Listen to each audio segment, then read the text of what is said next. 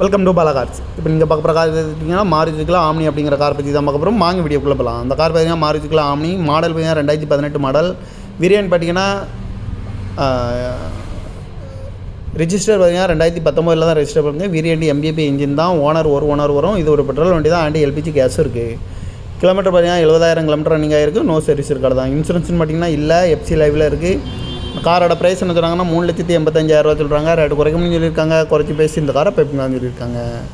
Seat கவர்லாம் பார்த்தீங்கன்னா cover தான் மட்டும் டயர் பண்ண மாதிரியும் போர் டயருமே ஒரு 90% நல்லாயிருக்கும்னு இருக்காங்க. கார் பார்க்கணும் பார்த்தீங்கன்னா தர்சன் கார்ஸ் ஈரோடு அப்படிங்கிற இடத்துல தான் இந்த கார் பார்க்க முடியும். TN 43K5088 அப்படிங்கிற நம்பரில் தான் அந்த கார் இருக்குது அப்படின்னு இருக்காங்க.